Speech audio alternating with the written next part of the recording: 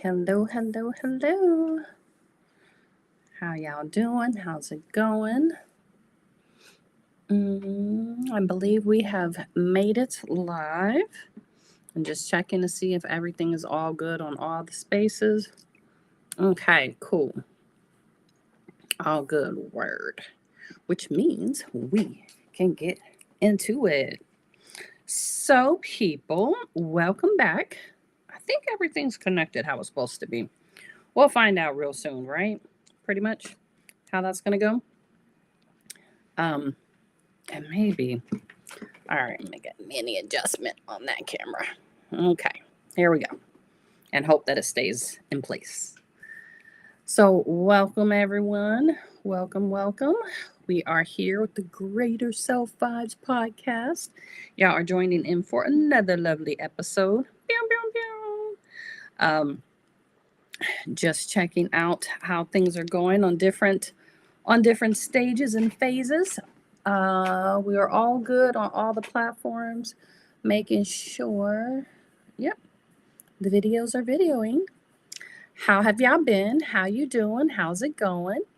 Where y'all at? We are almost towards the end of this month. And if I'm not mistaken, I believe this month was also Men's Mental Health Month, which I realize I have not addressed or spoken to, and it absolutely deserves some respect on it.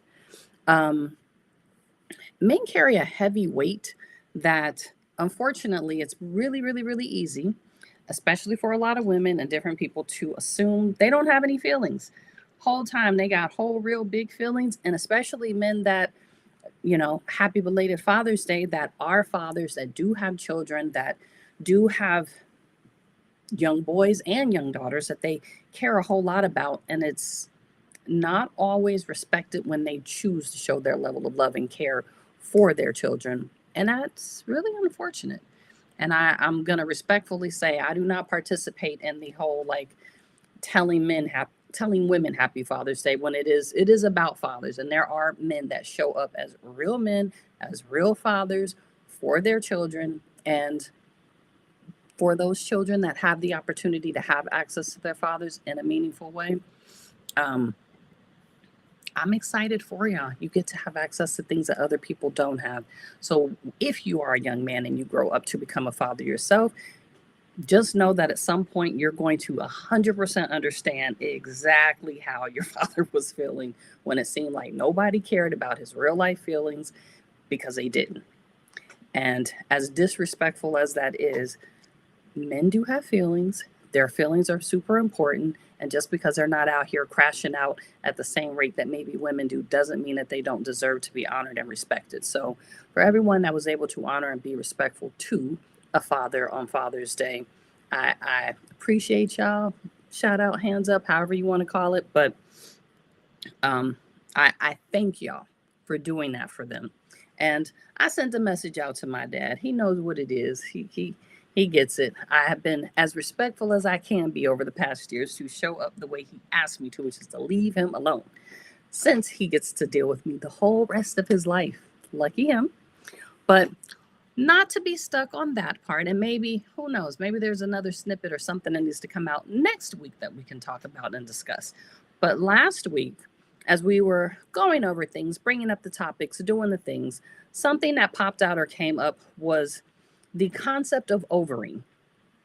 So I would love to say this is just the effortless thing and it's in the dictionary, go look it up, do all the things, but it's not, because it is something that I believe that I created myself. Some people have probably said the same things, and that's cool.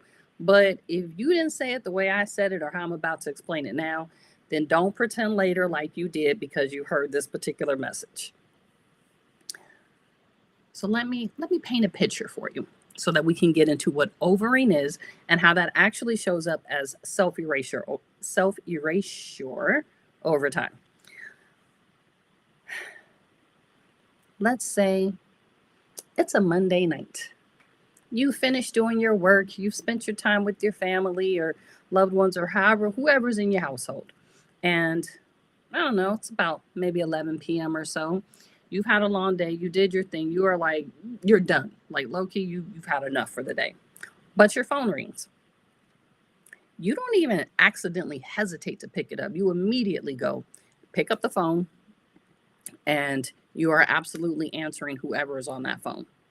When you are doing so, what you find out, and the first thing you're thinking is, oh my God, what's wrong? What's happening? What's going on? Because you immediately go into fix it mode. You answer the call. They tell you the issue. You fix the problem.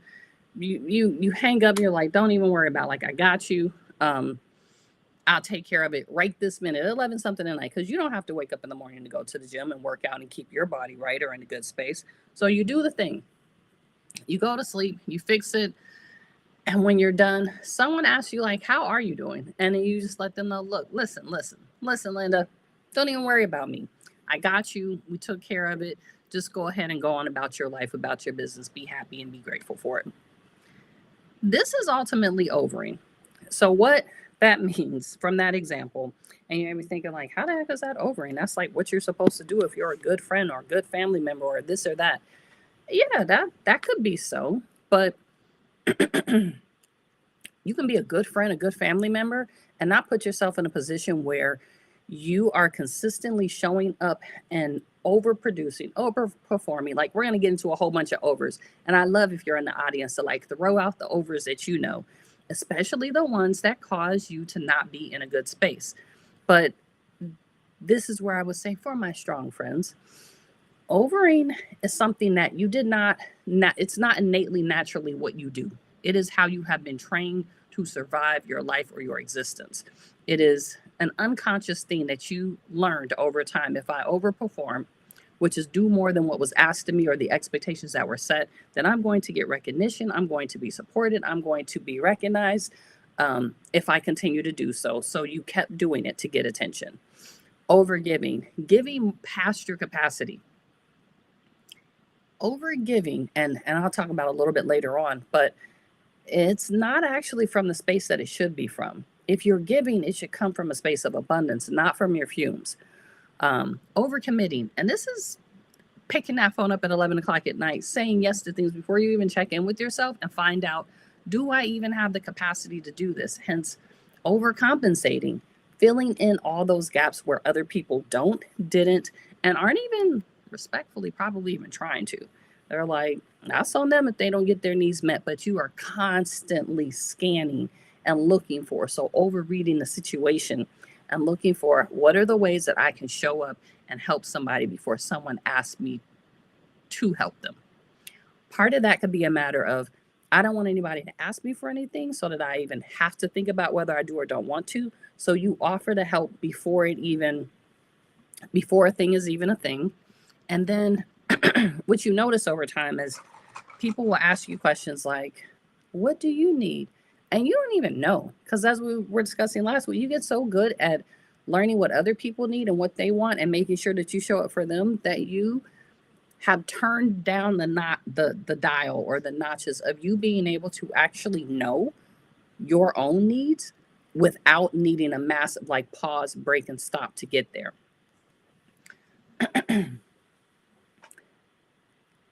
Believing that overing is something that should be honored or admired is the same way as looking at someone who has decided they will become a martyr and then being surprised that they're burnt out at the end of their life or how they've shown up or given to everybody else. So overing in its core at the basis usually started probably when you were younger. You were probably a kid. It was probably what you saw other people doing, and you started adapting the same things and started doing that same bad habit. And it seemed like it was a brilliant strategy for like how to survive your life. Most people that identify as a strong friend, and if this is you, talking to you, if this is you, what you notice is that early on you learned that love was conditional, that being useful or being good or being easy to care for was going to get you way further in life than being the squeaky wheel or the kid that always got in trouble or the one that always needs to help because maybe you literally biologically like had needs that you needed help with. But when you learned, if I can be useful, people will like me. If I am good, people will like me more. If I am easy, as in, it's fine, it's okay, I don't need any help, I don't need any support, the easier you were, the faster you moved yourself into being basic. And or you could say, instead of being basic because you're easy and you don't require a lot, um, someone might say, I'm low maintenance. I'm low maintenance. I don't need a lot to be happy. That is the most disrespectful thing you can do to yourself, is to pretend that you don't have needs, or that you need to be high maintenance to be considered as valuable, or low maintenance to be considered as valuable. But moreover, why can't you just need what you need and that be okay? Trying to reduce your needs has created a nice little process of you not getting your needs met, because you're always trying to make sure that you don't. Excuse me. I apologize. Y'all getting that straight to the ear. But trying to reduce your needs doesn't actually set you up to be loved in a effective reciprocal way. It sets you up to be a useful tool in a lot of people's lives. So this can also lead towards, if you have a need, it doesn't even feel like it's safe to say anything about it, because you're so used to being out of the way and being easy.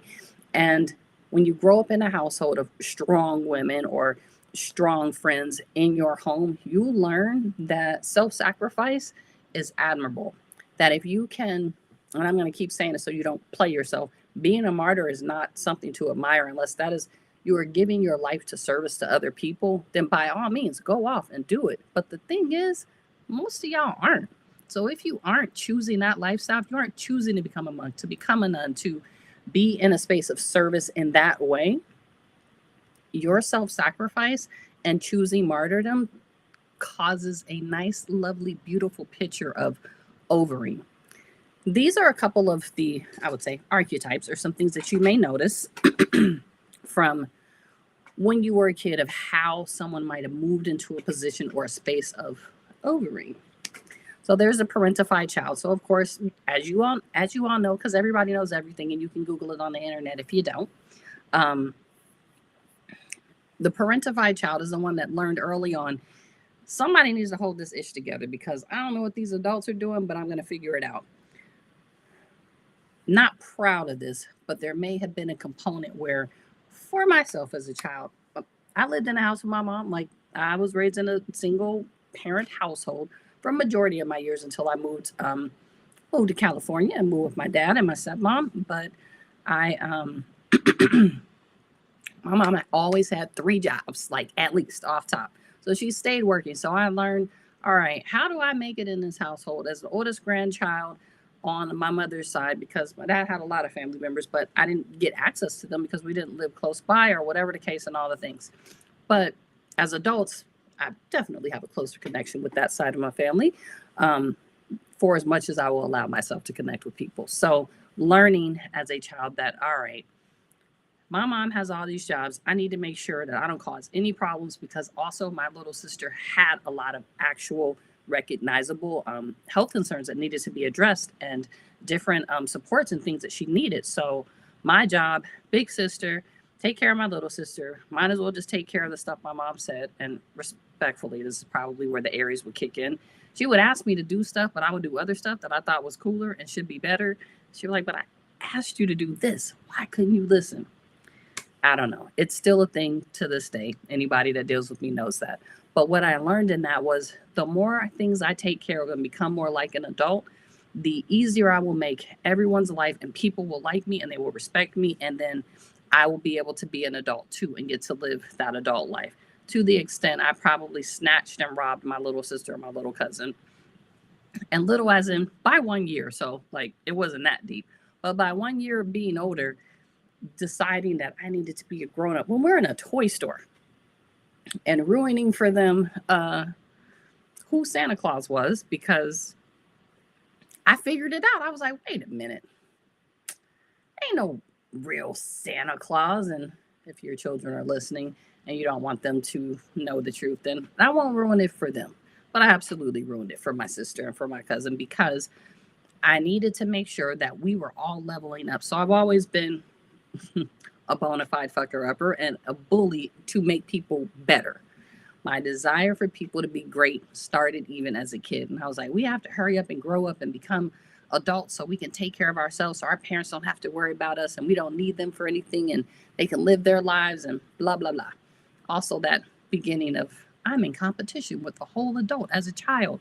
How? Like, how? Today, different story based on the generations, but that's for another episode. Another archetype or person that becomes up that engages in overing to receive love is the overachiever, that person that's always seeking approval. So it's a little different than the parentified child that decided I'll take care of everything and take care of everybody and like do the things. Because FYI, I was braiding up everybody's hair in the family and doing that and getting it in. But the overachiever, which I don't think that was necessarily myself, but I definitely know some people like that. They learn that love comes with conditions. So as long as I accomplish and outperform and outachieve and I'm better than everybody else, hence that can create a whole nother space to talk about. Why do you need to be better than anyone else instead of just better than the version of you that was the day before?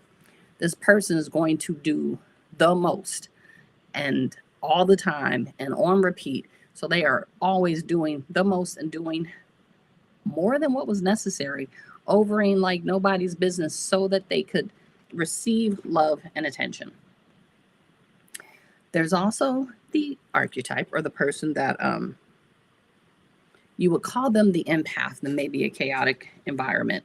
So let's just say you grew up in a household and there's a lot of drama, there's a lot of things going on, and you're literally just trying to survive. You learned how to read people faster than anybody else. As soon as you step in a room, your immediate senses go to scan who's got an attitude, who's cool, who's not. How do I get out of the way? How can I move myself in a position where I can either make this person laugh so the mood shifts, offer this person something nice, literally just get out of this person's way. But you learned how to navigate who's in the room and what do they need so I can hurry up and give that to them so we can get to the space where I can have a little bit of peace and feel safe in my environment. These are ways as a child that you may have grown up that create the perfect scenario for overing.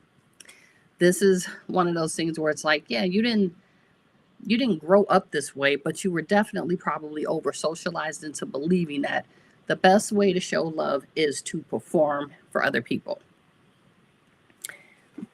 What you will notice, these people, especially women of color, and high achieving professionals, a compliment to them is, man, you did that. You're the best. You're the most reliable. We can always call on you in a clutch. You are literally the Hail Mary. So imagine that you are always the Hail Mary in every scenario, in every space and thing that you have going on in your life. For a period in time, that probably felt like being the strong friend. Like, yes, I get called reliable. I'm a blessing. I literally hold everything together. Like, I'm the one that's making the family like strong. I'm the person that's holding our department together. If it wasn't for me, like, how will we even get through? And that feels good to know that you're needed and wanted.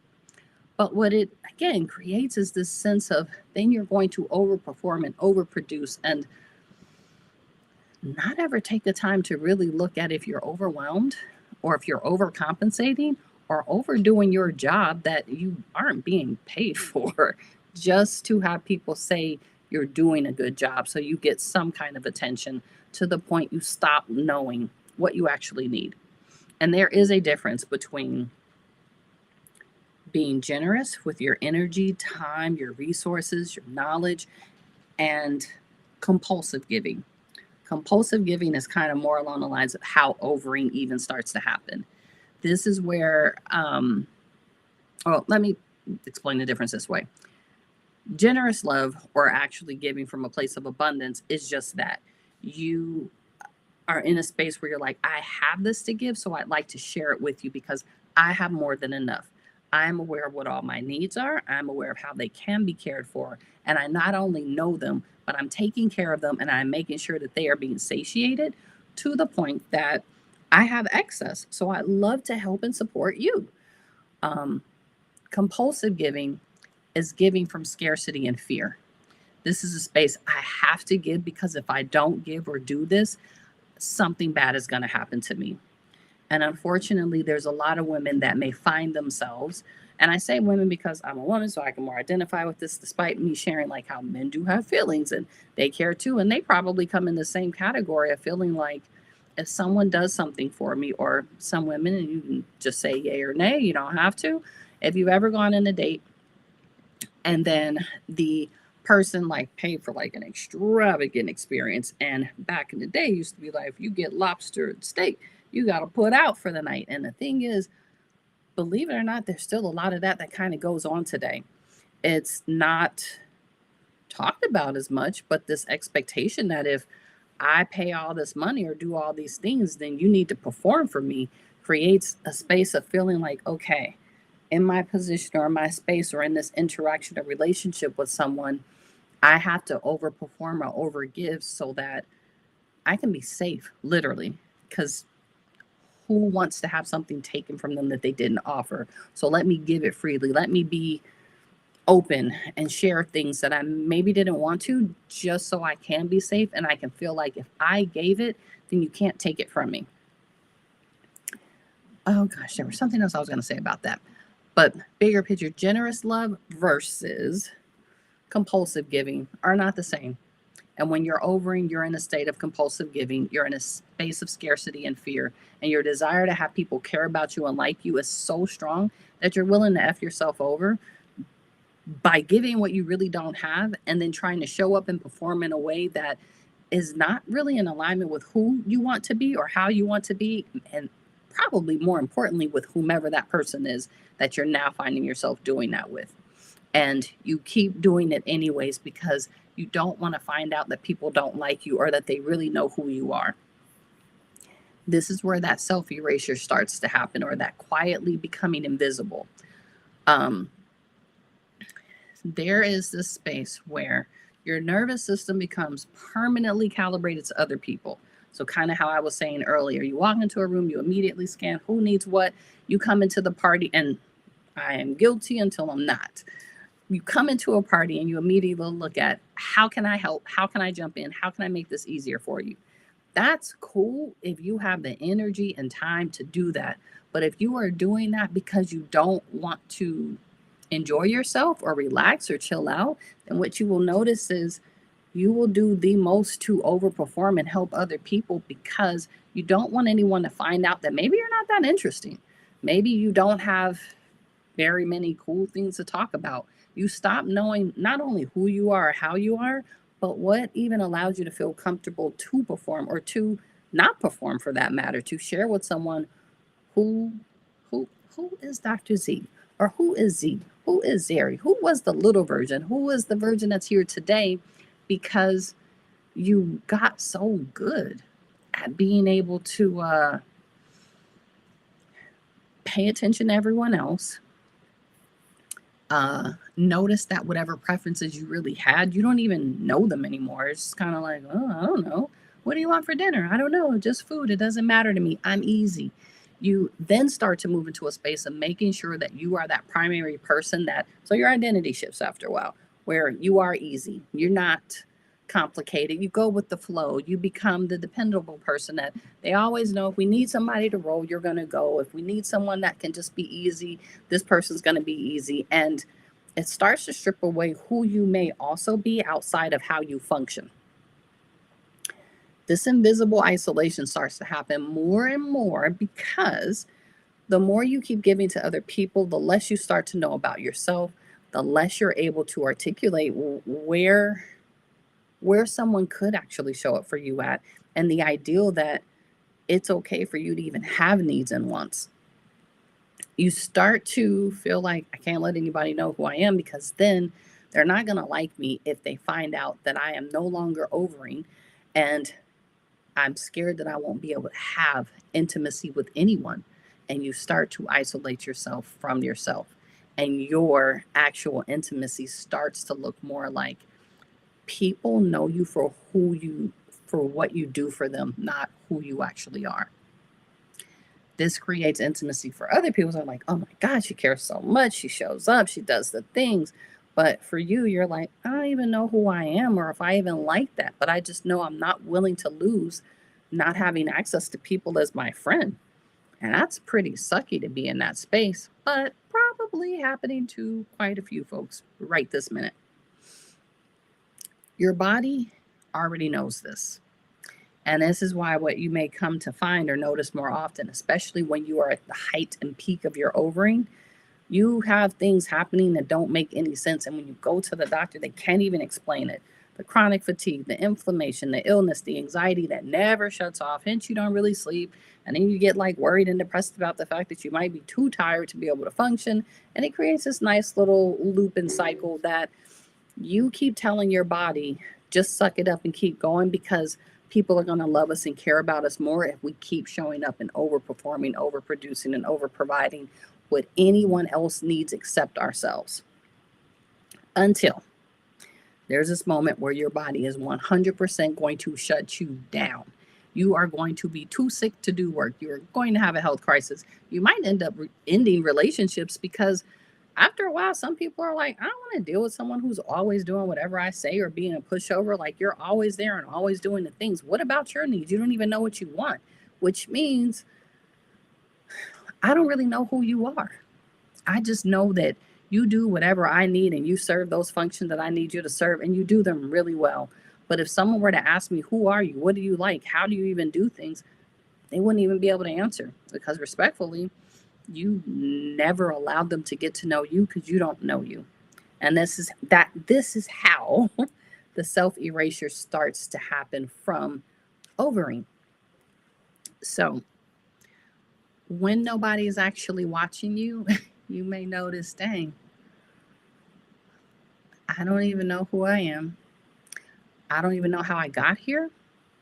And I don't even know what to necessarily do next, but I know it doesn't really feel great. I'd ask you to kind of sit with these questions. And again, feel free to put a little comment out there here or there. But when you're not helping someone, who are you? What value do you bring to the table when you're not performing or producing for someone else? What have you been feeling that you haven't let yourself say? So these are those things, those feelings that pop up usually at the most inconvenient times, that you're like, stuff it down, put it in a box, and you put it on a shelf. And sometimes that's necessary to get through the moment. But when you're overing super hard, you don't even notice that that's how you move your feelings along. Like, you immediately jump to, yeah, we're not going to be dealing with that today, and you keep it moving.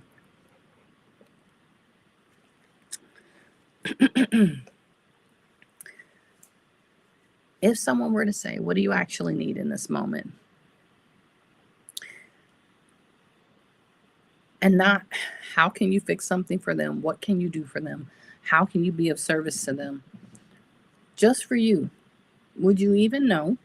And if you do know, when are you going to give yourself permission to start asking for that from yourself first, and making sure you get that before you go give to other people what you don't even have available? The goal is to not get into a space where you stop loving other people, but you become so selfish and unavailable, not cold, not rude, not like disrespectful, but you take the time to really become selfish, so you become selfless. When your needs are met, it's easier for you to stay in the room and be able to care for and love not only yourself, but to give more to other people, because now you're giving from what you have. You're not over giving. You're not trying to give from guilt. You're not trying to give from scarcity or lack or any of those other poverty mentalities that prevent people from really being able to thrive and grow and create relationships and careers and a flow that really works for you. But if you were doing the most feminine thing you could do for yourself, it would be to stop and pause. Check in with yourself first and see, what do I need in this moment? Do I have access to it? Do I have access to people that have resources that can support me? Am I willing to reach out to them? Can I let someone else sit in their own discomfort without trying to fix it or solve it? Am I comfortable with receiving from people? Can I allow someone to give to me without feeling compelled to overcompensate and respond and try to give to them something because they gave me something? Can it be cool for me to just say thank you, or that I needed whatever they did, instead of just automatically saying, oh, shoot, how can I pay you back? What can I do for you? Like, no, this may sound rude, and I really disrespectfully don't care. Can you let people you love struggle if it is going to cause you to struggle with them? And what I mean by that is, if you helping a person is going to cause you to go without, how are you going to be any better if you tried to help them and now they didn't get what they needed and you don't have what you need, and now both of y'all need help? Just throwing it out there. Could it be cool to let someone ask for your support, and if you have it, you give it because you made sure you were good first? And if you don't have it, to be able to say, I love you, I care about you, I'm not in a space where I can show up in that way. And it's so not personal.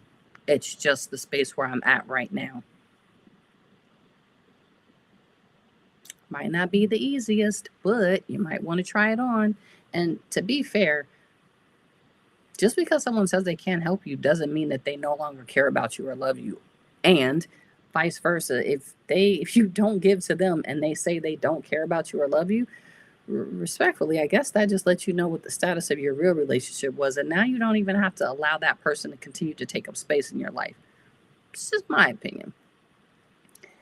We weren't meant to love so hard that, because I know people say, oh, I just love hard, so I want to give everything. No, you don't. You don't have any boundaries, and you don't know how to manage your own needs. So you figure if you satisfy or satiate someone else's, that should make you feel better. And it doesn't. That's why you still feel shitty afterwards, because you didn't figure out what you needed and what would allow you to be filled so that you could care for someone else, to have two whole people in a relationship instead of one person who is trying to be an enabler to another. When two people are present and everybody's loving themselves first, you get to have the best experience of being in a relationship that you want, because you're clear on what you want. When you don't, you are in a relationship still, but ultimately you're just there as a function, and the other person is receiving all their needs being met. And I would suck for you to just be a function for somebody else. Meanwhile, all of what you need or want isn't being taken care of. So I like to wrap this with a little bit of love and saying that overing is it's a cute way of saying I love hard, and a cuter way of saying I just want to be a martyr and get dog walked for the rest of my life at other people's expenses, in the hope that one day they'll repay me back the love that I gave that I didn't have available in the ways that I showed up for them.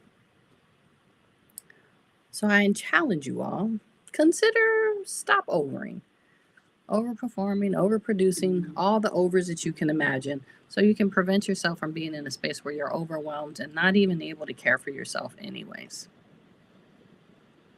Just throwing it out there. Try it on for size.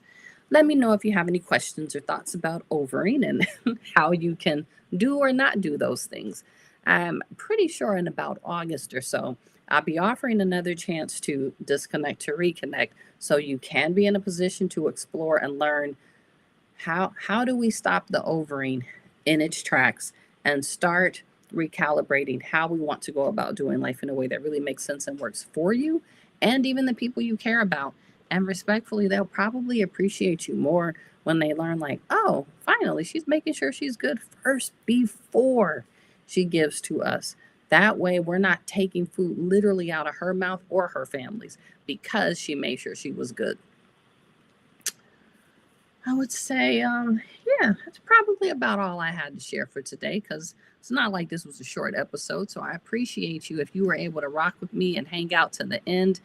That takes quite a bit to do. And I thank you. And I hope that y'all have an amazing rest of your week.